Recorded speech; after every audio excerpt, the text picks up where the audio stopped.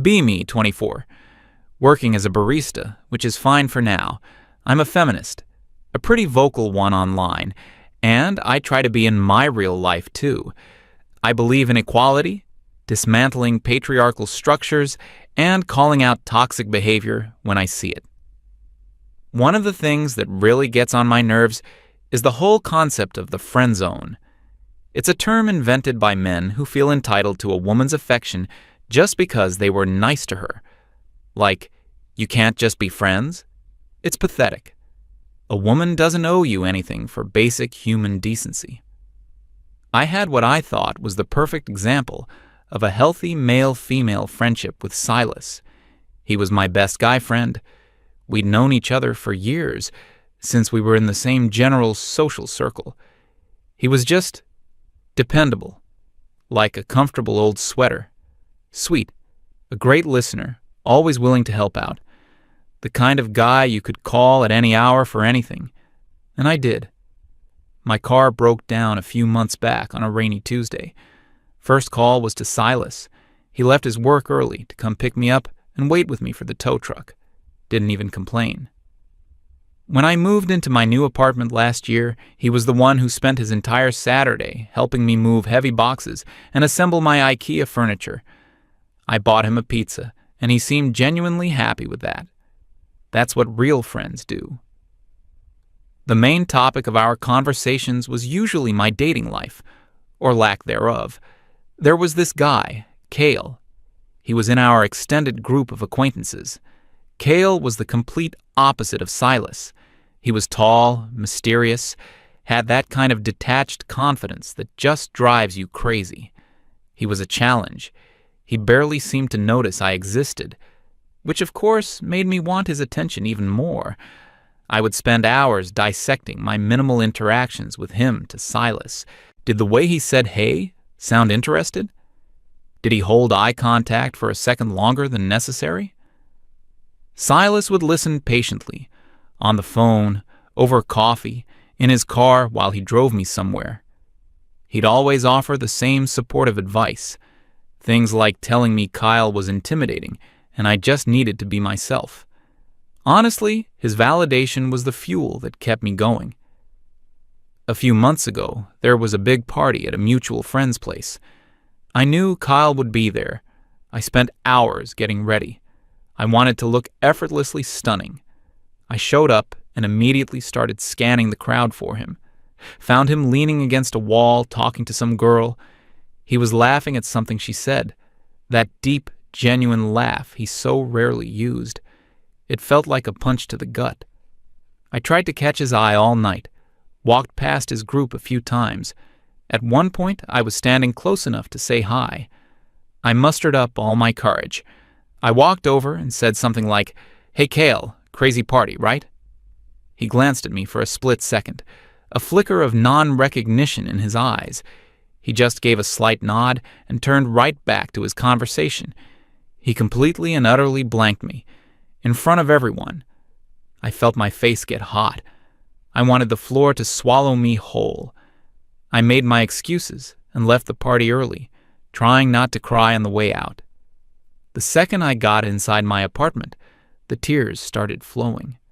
I grabbed my phone, my hands shaking with a mix of humiliation and anger, scrolled to Silas's name. It was almost 2 a.m., but I knew he'd pick up. He always did. The phone rang twice. His sleepy voice came on the line, instantly concerned. I just started sobbing and told him everything. How Cale had ignored me, how the other girl was all over him, how I felt so stupid and worthless. I vented for what must have been an hour. Ranted about emotionally unavailable men and their toxic games. Silas just listened. He made all the right noises. He told me Cale was an idiot who didn't know what he was missing. He said I was amazing and any guy would be lucky to have me. The usual script. It was exactly what I needed to hear. I finally calmed down, thanked him for being such an amazing friend, and hung up. I felt so much better. That's what friends are for. The next morning, feeling vindicated, I went on social media. I wrote a post about how grateful I am for male friends who understand boundaries. I added something about how the friend zone is a toxic concept, and that men who complain about it are the real problem. It got a few likes. I felt like I was doing my part to educate people. Life went on. I continued my pursuit of Kyle and continued my late-night therapy sessions with Silas. Then things started to get weird. It started subtly. I had a terrible day at work. My manager was being a jerk, and a customer was rude. I texted Silas a long paragraph detailing the whole ordeal, ending with, "Need to vent? You free to call?" Normally, he'd reply within minutes. This time, hours went by. Finally, a reply came through around 9 p.m. "Hey, sorry, just saw this. Was at the gym. Hope your evening got better." The gym? Since when was Silas a gym person? And no offer to call. Just a generic, polite sign-off. I felt a prickle of annoyance. It was just off. A week or so later, I had a dentist appointment across town. I hate taking the bus, and I knew Silas's work was near the clinic. I texted him the day before, asking if he could give me a ride home afterward. A simple favor he'd done a dozen times before. His reply was faster this time, but the answer was no. He said he couldn't. He had a thing after work. No explanation of what the thing was, just that he was unavailable. I had to take the bus. I was annoyed the whole way home. It felt unsupportive. We were friends. Friends help each other out. The little oddities kept piling up. He stopped being the first person to view my online stories. I'd call him, and it would go to voicemail more often than not. When he did call back, it would be hours later, and he'd sound distracted. Our conversations became shorter. He'd listen, but he wouldn't engage in the same way. The deep dives into Kyle's psyche were cut short, with him saying he had to go, that he was in the middle of something. The final straw for me was when I tried to make plans with him. I wanted to go see a movie, one of those indie films I knew Kyle would think was cool if I mentioned it. I figured Silas could be my movie buddy, like always. I texted him about it on a Monday, asking if he was free on Friday night. He didn't reply until Tuesday evening. "Hey, can't do Friday. Got plans." Again, just plans. Vague, secretive. I was starting to get genuinely worried and a little angry. What was going on with him? Was he mad at me for some reason? This wasn't the Silas I knew. The real Silas would have moved his schedule around. I decided I needed to talk to him face to face, to clear the air. I texted him and asked if we could meet for coffee, framing it as me being concerned about him. He agreed, suggesting a place near his work for the next day. I showed up at the coffee shop, rehearsing my "I'm worried about you" speech. He was already there, sitting at a small table. The first thing I noticed was that he looked different. His posture was better. He wasn't slouching. His shirt seemed to fit him better across the shoulders and arms. He looked bigger, healthier. It was disconcerting. He smiled when I sat down, but it didn't quite reach his eyes. It was polite, but distant. I started by asking how he was, saying he seemed really busy lately. He just nodded and said yeah, he'd been focusing on some new things. He told me he'd been going to the gym consistently. He also mentioned he'd picked up his old guitar again and was practicing a lot. It was all very surface level, all about him. I tried to steer the conversation back to our friendship. I told him I felt like he was pulling away, and I asked if I'd done something to upset him. He just shook his head. He said it wasn't about me at all. He explained that he'd realized he wasn't spending enough time on his own goals and was trying to fix that. It sounded like some self-help nonsense he'd read online. I felt a wave of frustration. This was so selfish. To prove my point, I brought up a new Kale-related drama. I told him I'd heard Kale might be single again, and I was trying to figure out how to approach him. I waited for the usual Silas reaction, the intense listening, the thoughtful questions, the supportive encouragement. Instead, he listened for about 3 minutes, glancing at his phone. Then he looked at his watch. He told me he had to get going, that he had an appointment. He stood up, paid for his own coffee, and said it was good seeing me. Then he just left. I was left sitting there, completely stunned. He had never, ever been the one to end our conversations. I was always the one who decided when the venting session was over. I sat in that coffee shop for another 20 minutes, just replaying the interaction in my head. It wasn't just that he was busy. It was the way he looked at me. It was different.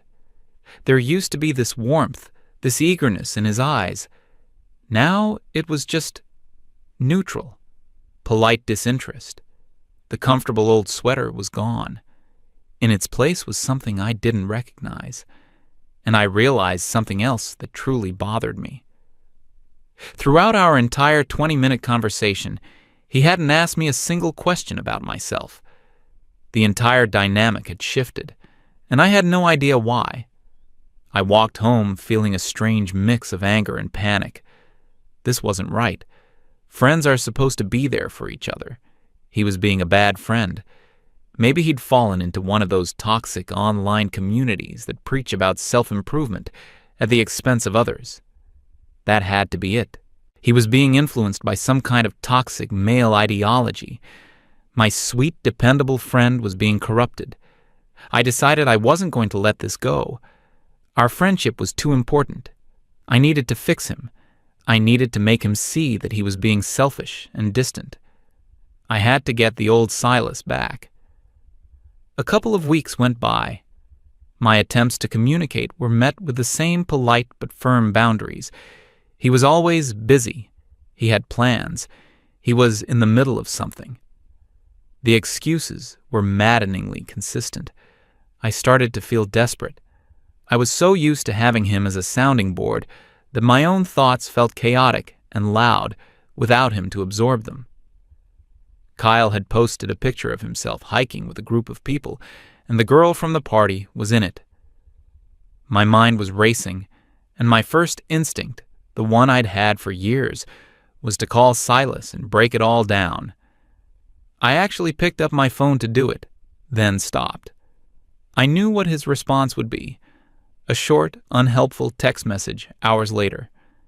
The feeling of being cut off was infuriating. It was a genuine loss. It felt like a betrayal.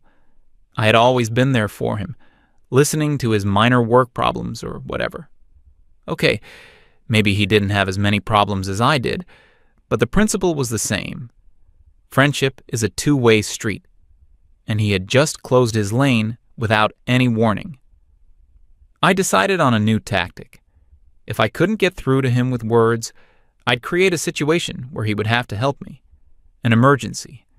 Something he couldn't just brush off with a text message. I saw a listing for a vintage dresser online. It was perfect for my bedroom. The seller lived on the other side of town and couldn't deliver. It was heavy. Too heavy for me to move alone. And it wouldn't fit in my tiny car. Silas had a big hatchback. He was the perfect man for the job. This was it. A classic Silas mission.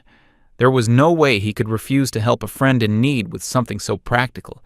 This would be the thing that broke through his weird new shell and reminded him of his obligations as a friend. I called him. No text, a direct call. It rang. Once, twice, 3 times, voicemail. Hey Silas, it's me. I have a huge favor to ask. It's kind of an emergency. Call me back ASAP. I made sure my voice sounded stressed and urgent. Then I waited. An hour passed, then 2. My confidence started to waver. Finally, my phone buzzed. It was a text from him. Hey, got your message. What's the emergency? Everything okay? I typed back immediately, explaining the dresser situation. I laid it on thick, talking about how it was a once-in-a-lifetime deal and I would lose it if I didn't pick it up tonight. I ended with, "You're the only person I can count on for this. When can you come?" I watched the 3 little dots appear and disappear. He was typing. The reply that came back made my stomach drop. Oh man, that's a tough spot. Sorry, but I absolutely can't tonight. I have plans I can't break. I stared at the message in disbelief. He was really choosing his vague, mysterious plans over my actual tangible problem. I felt a surge of pure rage. I typed back, "What could possibly be more important than helping your best friend?" His reply was instant. "It's just not possible. You could try renting a truck from a hardware store, or maybe a TaskRabbit. Hope you figure it out." He was offering solutions.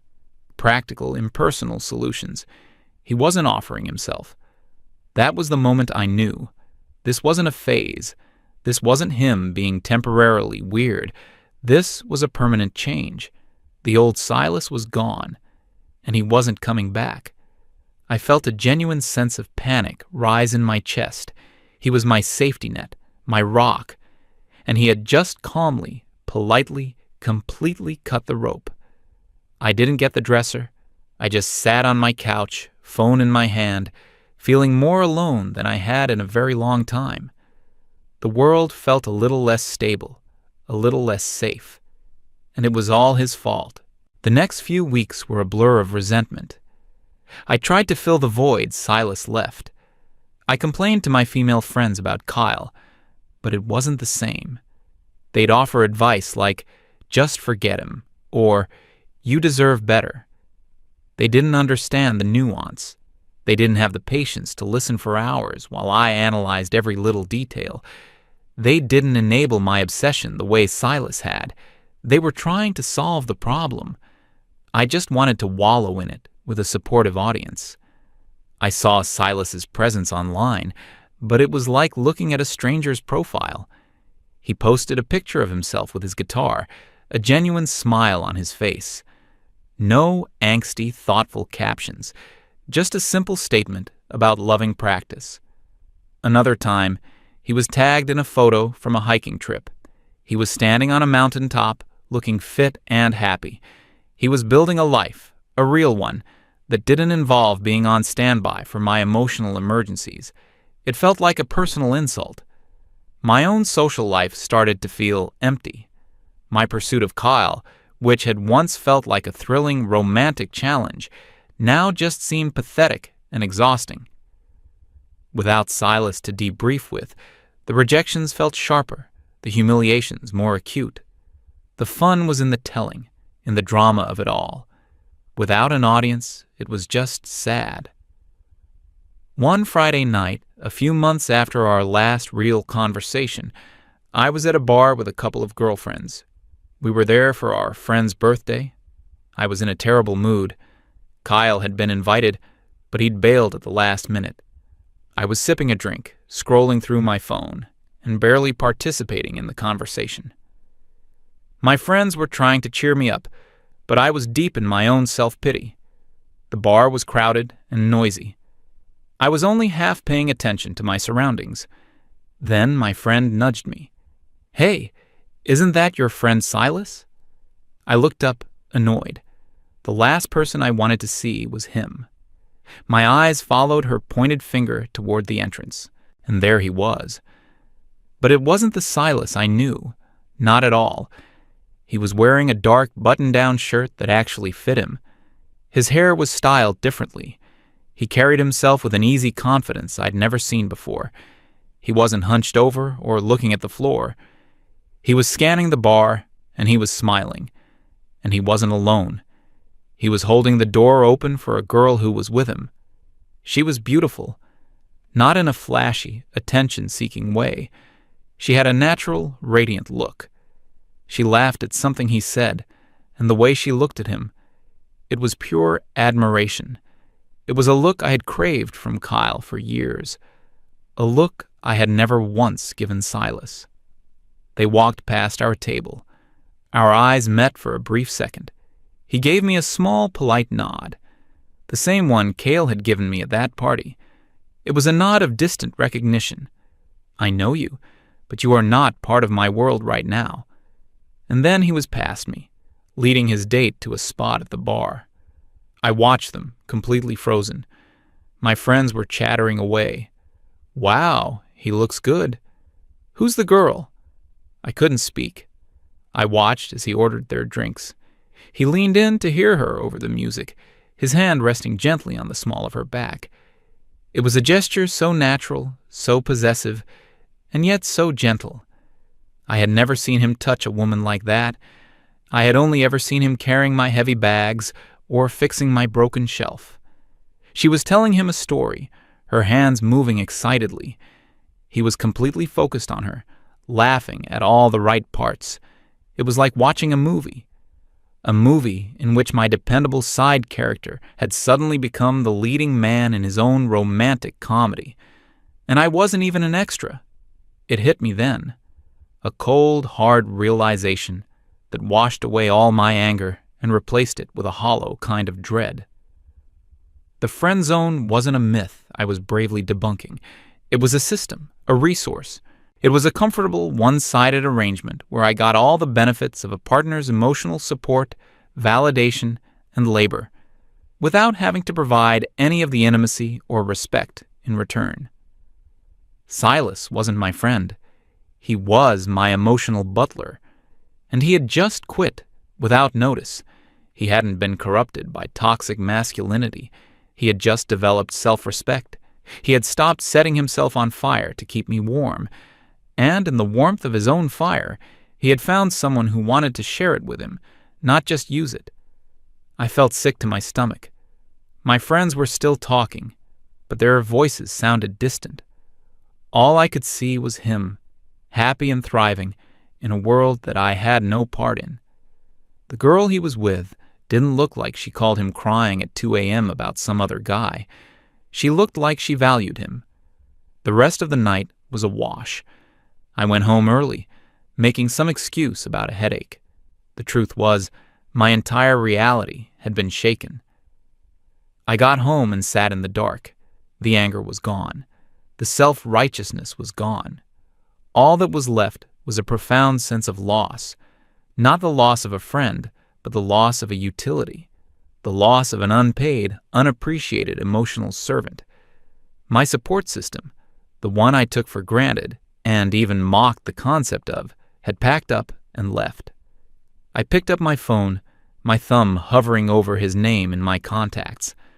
I wanted to text him, to scream at him, to ask him why, to beg him to come back. But what could I even say? How dare you find happiness and stop making my life easier? It sounded absurd even in my own head. I scrolled through my contacts list, a desperate feeling creeping in. There were other guys in there, guys I'd kept in a similar orbit. Not as close as Silas, but still on the roster. Mark, the guy from my old job who was always a little too nice, always offering to help. I hadn't spoken to him in months, not since he'd tried to ask me out, and I'd given him the gentle, "I just value our friendship so much" speech.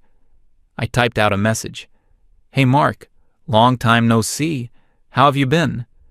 I sent it, my heart pounding with a weird mix of hope and shame. I waited. An hour went by. Nothing. He had seen the message. The little read receipt was there. He was just choosing not to answer.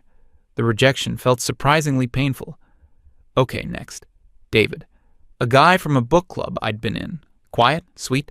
He'd once fixed a typo on my resume for me. I sent him a similar message. He just thought of you. What have you been up to? This time, a reply came back after about 2 hours. I opened it eagerly. Hey Laura, all good. Life's been pretty crazy. Me and my girlfriend just moved in together, so it's been all about that. His girlfriend, of course. I typed back, "Oh wow, congrats." My fingers felt like lead. His reply was quick. "Thanks. Hey, gotta run. She's calling me for dinner. Talk later." But I knew there would be no later.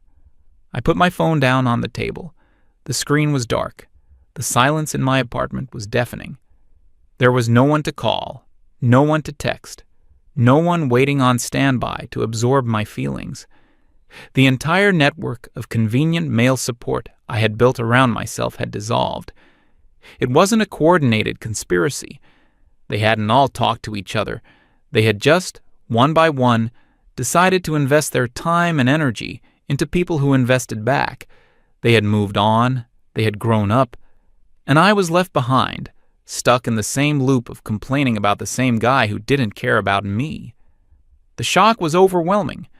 My feminism had taught me that I owed men nothing, but it never occurred to me that they, in turn, owed me nothing either. Not their time, not their emotional labor, not their free handyman services, not their friendship, especially when the friendship was just a one-way street leading to a dead end for them. I thought about Cale, the guy I'd wasted so much energy on.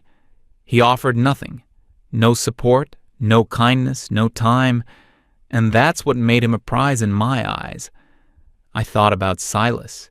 He had offered everything, support, kindness, and all of his time, and I had treated him like he was disposable. The irony was so thick I could choke on it. I had become the very thing I claimed to despise, an entitled person using someone for their own benefit, with no regard for their feelings. I was the user. I was the toxic one. I stared at my reflection in the dark screen of my phone. I didn't like the person looking back at me. I was completely, utterly alone. And for the first time, I knew with absolute certainty that I had no one to blame but myself. The friendzone wasn't a myth. It was real. I just never realized I was the one who had created it. And now, I was its only resident. Be me, 42, HR director at tech company in Austin, Texas. Total comp $165,000 plus equity that's probably never vesting. Drive a Tesla Model Y because of course I do. Apartment is filled with books about dismantling patriarchy. LinkedIn bio says transforming workplace culture one policy at a time. Been in this role for 18 months, promoted from senior HR manager. Company is mid-sized software firm, about 600 employees. Make enterprise collaboration tools, boring but profitable. Engineering department is the problem, as usual. 200 engineers, 85% male, mostly white and Asian. Classic tech bro environment when I arrived. Ping pong tables, beer on tap, Marvel posters everywhere. My job is to fix this, to drag them into 2024. CEO is Mark, 50s, former engineer turned businessman. He's nervous about optics, about lawsuits, about being on the right side of history. Perfect, he's malleable, he wants to be liked. I can work with that, I've been working with that. First year was groundwork, mandatory trainings, policy updates, unconscious bias workshops, microaggression reporting systems, new inclusive language guidelines, pronoun requirements. The usual resistance from engineering, lots of eye rolling. But they complied because they had to, because HR has the power. Year 2 is when I really started to move pieces on the board. Engineering has leadership positions opening up, 3 senior roles. Team leads, architects, positions that come with $180,000 plus salaries. Traditional promotion process is a joke. It's just a boys' club. Managers pick people who fit the culture, which means people like them. I convinced Mark to let me redesign the promotion framework. We need to ensure equity in advancement opportunities. Mark, our leadership doesn't reflect our values or our customer base. Show him statistics about diverse teams performing better. Made up? Selectively sourced? Who can tell anymore? He buys it. New promotion policy gets rolled out via company-wide email. I write it carefully, lawyer-approved language, nothing obviously legal, to address historical imbalances and create equitable pathways. Promotion committees will prioritize candidates from underrepresented groups. When qualifications are comparable, preference given to diversity candidates. That last line is the key, when qualifications are comparable. Because I get to decide what comparable means. I control the promotion committee. I set the criteria, I run the process. Engineering leadership is annoyed, but can't argue openly. Any pushback gets labeled as resistance to equity. Anyone who questions gets a concerned email about their growth areas. The power is intoxicating, not going to lie. First promotion cycle under new policy starts. 3 senior engineering positions, 2 team leads, 1 principal architect. Applications come in, I review them with my committee. Committee is me plus 2 other HR people I picked, plus 1 engineering manager who knows better than to disagree with me. Male candidates are strong on paper, multiple have 8 to 10 years experience. Led major projects, shipped products, mentored juniors, clear technical depth. Female candidates are newer, 3 to 5 years experience mostly. Good performers, but haven't led anything major yet. Under old system, the experienced men would get it easily. Under my system, we're correcting historical wrongs. I create a new rubric, weight things differently. Leadership potential scores higher than demonstrated leadership. Cultural fit, which I define as embraces inclusive values. Growth trajectory, which means newer employees get bonus points. Suddenly the women candidates score higher. It's beautiful. Committee meeting is quick, outcomes predetermined. These 3 women show the most promise for leadership. They bring fresh perspectives that engineering desperately needs. Engineering manager, Tom, pushes back slightly.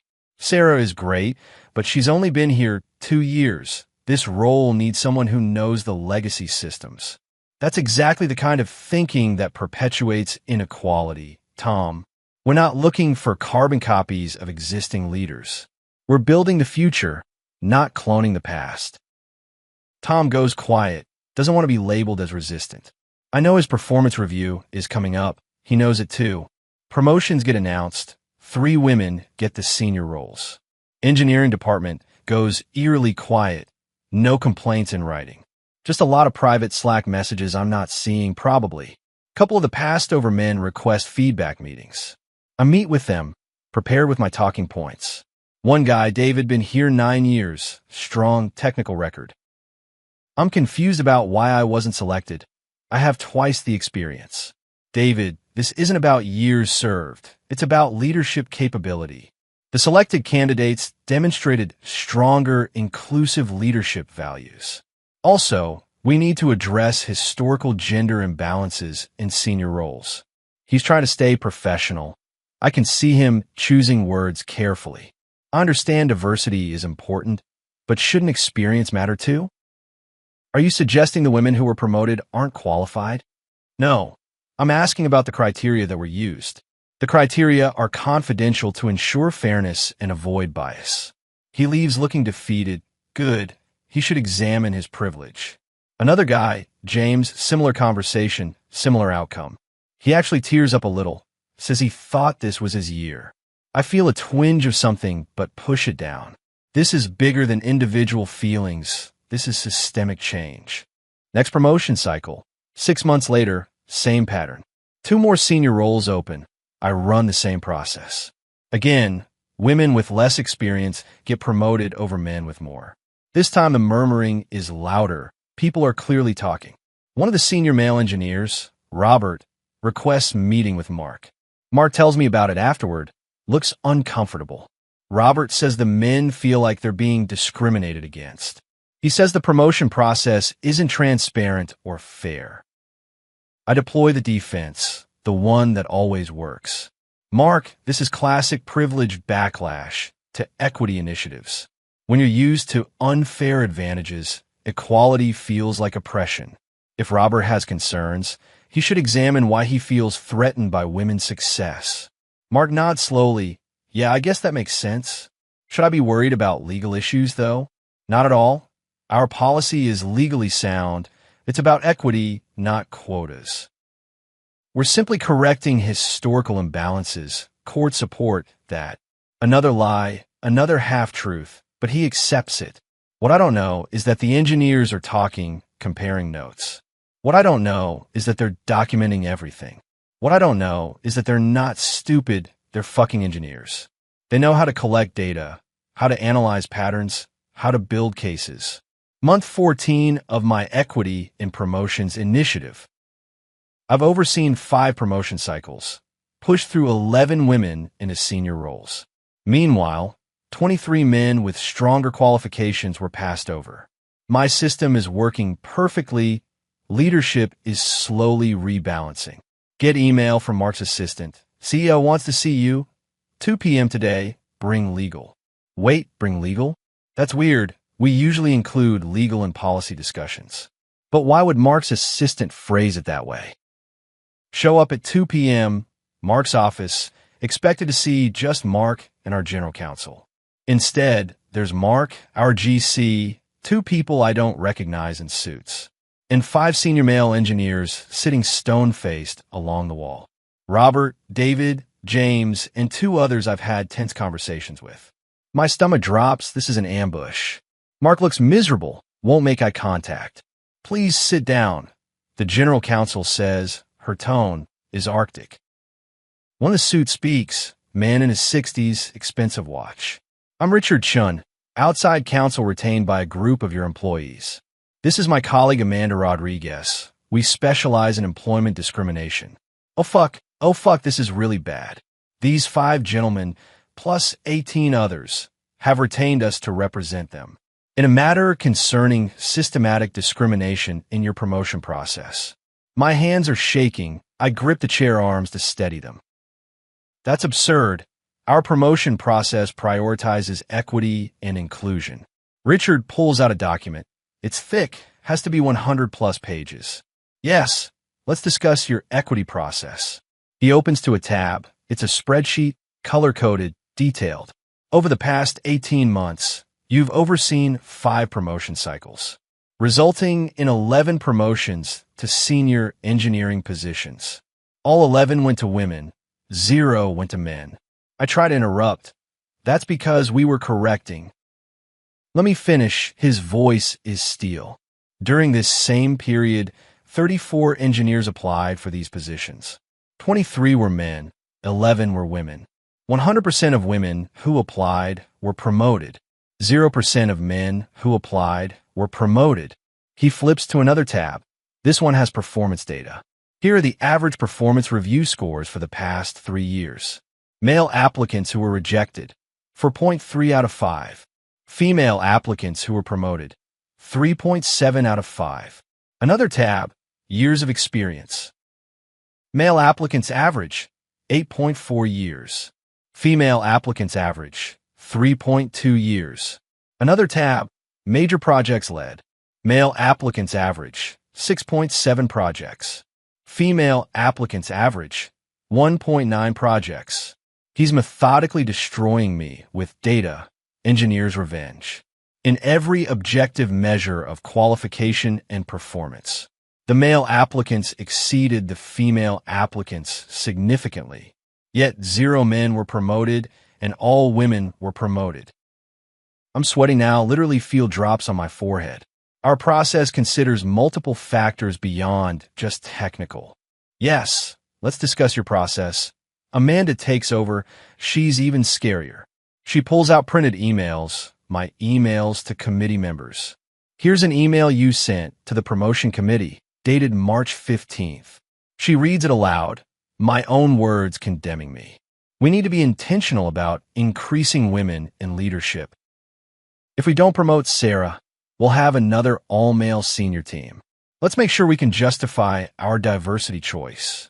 My face is burning. I don't remember writing that explicitly. Another email from your Slack messages to HR team members. She reads it. These men have had their turn running things. It's time for women to have the opportunities they've been denied. I don't care if they have more years. Years of privilege don't count. Oh God, I did write that. Thought Slack was private. Another document. These are notes from promotion committee meetings, taken by Tom Harris, the engineering manager on your committee. She reads directly. When Tom raised concerns about experience gaps, you stated, and I quote, "We're not promoting based on old boys club metrics. We're promoting based on who will change the culture, which means women." Tom is sitting against the wall. He's the one who documented everything. He's looking at me with something between pity and satisfaction. Richard takes back over. We also have the promotion rubrics you created. Pulls out the scoring sheets I designed. You weighted leadership potential at 40% of the score, while demonstrated leadership was only 15%. You weighted cultural fit at 30%. which you defined in meetings as commitment to equity and inclusion. He looks at me directly. In practice, this meant being a woman. Because in every single case, women scored higher on these subjective measures, while men scored higher on objective measures like technical skill and experience. And in every single case, the women were promoted. Amanda jumps back in. We've also documented the chilling effect. 23 male engineers have left the company in the past 18 months. Exit interviews, which we subpoenaed, show a pattern. She read from exit interview notes. Don't see a path forward here as a man. Watching less qualified people get promoted because of gender. Feel like my work doesn't matter. Only my demographics matter. Mark finally speaks. His voice is shaking. Is this all true? Did you really do this? I try to mount a defense. I was implementing equity initiatives. We talked about this. You approved the policy framework. You knew we were trying to increase women in leadership. Richard cuts in, having diversity goals is legal. Having illegal quotas is not legal. Systematically excluding qualified candidates based on gender is not legal. You didn't create equity, you created a discriminatory quota system. Our general counsel speaks for the first time. Looks sick. The exposure here is significant, potentially millions in damages. Across 23 passed-over employees, plus the ones who left. Plus punitive damages if we go to trial and lose. She looks at Mark. We need to settle this immediately.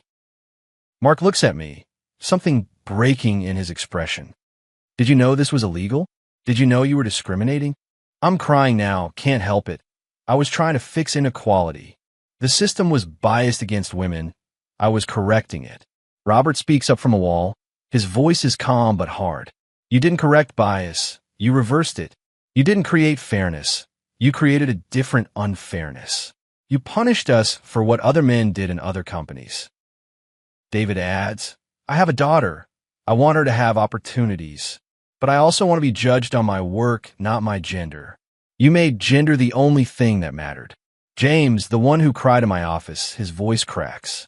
I gave 9 years to this company. I'm good at what I do. You told me my experience was privilege that didn't count. You told me my work was less valuable because I'm a man. Richard stands up. Here's what's going to happen. My clients are willing to settle this matter privately. In exchange for full back pay for denied promotions, $80,000 each. Formal apology from the company acknowledging discrimination. Revision of all promotion policies with external oversight. And the immediate termination of the HR director responsible. He looks at me. That's you. Mark doesn't even hesitate. Done, all of it, whatever you need. He turns to me. You're fired, effective immediately. You need to leave the building today. You'll get severance terms from legal. I try to stand, legs are shaking. Mark, please, we can fix this. You discriminated against our employees for 18 months. You cost this company potentially millions of dollars.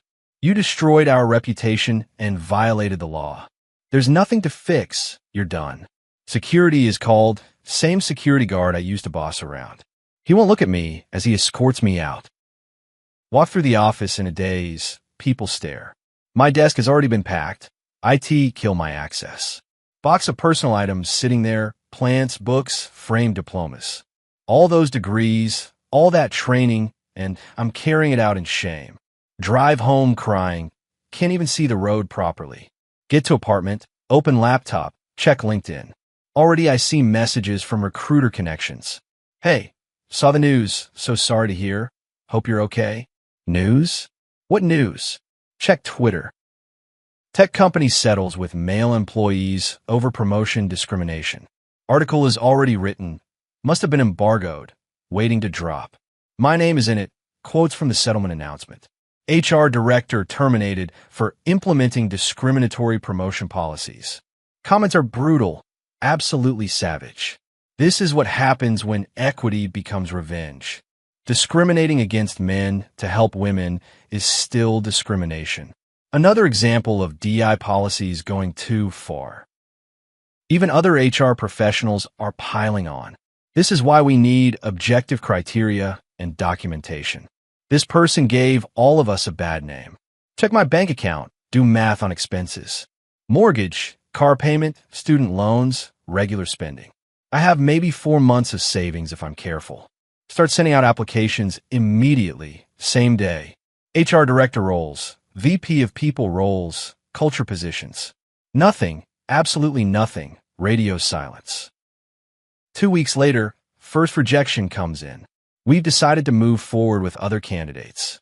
Given the current circumstances, we don't think it's a fit. Circumstances, they mean my name being radioactive.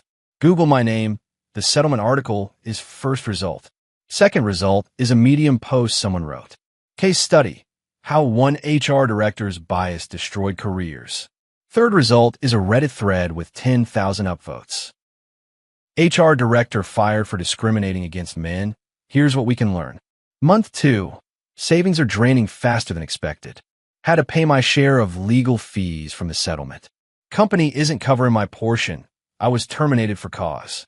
Start applying for lower-level roles. Senior HR manager, HR business partner.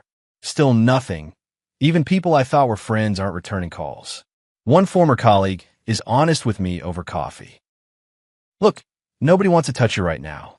Every HR team is terrified of doing what you did. You're literally used in training now as what not to do. Give it a few years. Maybe things will blow over. A few years? I don't have a few years of savings. Month 3, getting desperate now. Apply for HR coordinator roles, HR administrator roles, even HR assistant positions at small companies. One place calls me in for interview, startup 40 people. Interview goes okay until the CEO asks about my last role. I see you were HR director at company name. Why did you leave? I practiced this answer. There was a policy disagreement. I implemented diversity initiatives that the leadership felt went too far. He looks at me. I read the articles. You discriminated against men. The promoted candidates were qualified. We were correcting imbalances. By systematically excluding men, creating quotas, violating the law. He's not hostile, just matter of fact, which somehow makes it worse. Here's my concern. How do I know you won't do that here? I learned from the experience I would approach things differently. That's not a very convincing answer. Honestly, I don't get the job. I don't get any job. Month 4, completely out of money. Missed mortgage payment, car payment, everything bouncing. Have to move out of apartment. Back to my mother's house at 42. She's sympathetic, but also, I told you to be careful with that stuff. I was trying to help women, try to make things fair. By being unfair to men? How did you think that would end? She's right. Everyone's right. I fucked up royally. Start applying for anything, retail, administrative assistant, receptionist. Finally get hired at a dental office, front desk, $18 an hour. It's humiliating, going from $165,000 to $18 an hour. From directing policy to answering phones and filing insurance claims. But I need the money, need the health insurance. First day, training with the office manager. She's 28. She recognizes me. I can see in her eyes. Did you work in tech HR before? She asks carefully. Yes, for a while. Needed a change. That makes sense, she says, and I know she knows. Months pass. It's soul-crushing work. Not because it's hard, but because I know what I used to be, what I used to have. Sit at the desk checking people in, mind wandering. Think about all those promotion decisions, all those passed over men. Convince myself I was correcting injustice, creating equity. Really just created a different injustice, different victims. David, 9 years of good work, told his experience didn't matter. James, crying in my office, told to examine his privilege. Robert, raising a daughter he wanted to see succeed fairly. All of them watching less experienced people get promoted over them. Not because of merit, not because of potential, just because of gender. I became what I thought I was fighting against. Became the person making decisions based on demographics, not qualifications. Told myself it was different because I was helping the marginalized. But discrimination is discrimination, even when you think you're righteous. Even when you convince yourself you're on the right side of history. 6 months into working the front desk, one of the engineers walks in. It's David, here for a dental appointment. My heart stops, want to hide, want to disappear. He sees me, recognition flashes across his face. Walks up to the desk. I need to check in. Hand him the clipboard, name and date of birth. He fills it out, hand it back, our eyes meet. You're working here now? He asks, not cruel, just curious. Yeah, needed a job. This one was available. He nods slowly. How's it going? It's fine, it's honest work. That's good, he says, and he means it. No sarcasm detected. Awkward silence. Then he speaks quietly. For what it's worth, I didn't want you to be fired. I just wanted fair treatment, wanted the promotion I earned. Feel tears starting, blink them back. I'm sorry, I really am. I thought I was helping, thought I was fixing inequality. You weren't fixing it. You were just moving it around. He's right, painfully, obviously right. The company's better now, by the way, he continues. They brought in new HR leadership, completely redid the promotion system. It's actually fair now, based on performance and skill. Women are still getting promoted, just based on merit. He looks at me directly. That's what we wanted all along. Not 0 women in leadership, just fair evaluation. You could have given us that without breaking the law. Dennis calls his name. He stands up. Take care of yourself, he says, and walks back. Sit there for a minute, staring at the schedule. He's right. They all were right. I just couldn't see it. Couldn't see past my ideology, my certainty that I was correct. Thought merit was a tool of the patriarchy. Thought objective standards were inherently biased. Thought the only way to help women was to hurt men. 1 year after being fired, still at the dental office. Still living with my mom. Still making $18 an hour. Student loans and forbearance, credit score destroyed. No prospects of getting back into HR, maybe ever. See article online. Former company posts record profits. New engineering leadership driving innovation. Quotes from the female engineers who were promoted. We're grateful for the opportunities, but want them to be earned. The old system was discriminatory. The new system is fair. Even the women I promoted are distancing themselves from my approach. They wanted to succeed on merit, not because of my thumb on the scale. My favoritism tainted their achievements, made people question them. I hurt everyone, the men I discriminated against and the women I thought I was helping. Get text from old colleague, saw they're hiring HR coordinator, maybe try. Check the posting, it's at a small nonprofit, $45,000. Used to make almost 4x that. Now this feels aspirational. Apply anyway. Put the termination and settlement in my cover letter. Explain what I did, why it was wrong, what I learned. Don't get a call back. Probably never will. That's my life now. This is what I am. Cautionary tale and front desk receptionist. Patients come in, I check them in, I file their insurance. Sometimes they're young women with careers in tech, talking on phones about work. I hear them discussing promotions, opportunities, leadership roles. Want to tell them my story? Want to warn them about how easy it is to convince yourself you're righteous, about how good intentions don't justify discrimination, about how ideology can blind you to your own biases. But I don't say anything, just hand them clipboards.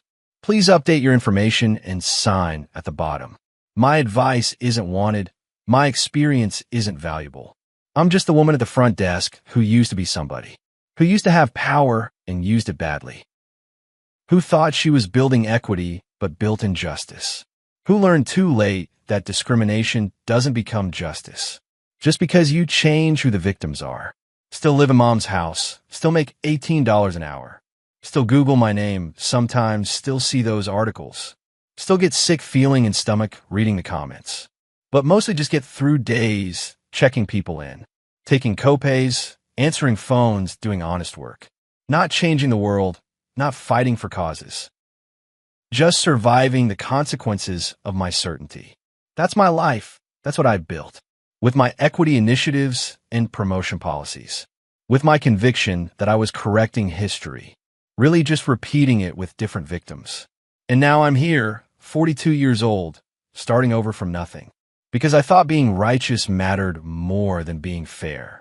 Because I thought good intentions justified bad actions, because I thought discrimination was okay if I was doing it, and learned the hard way, at the cost of everything, that it's not.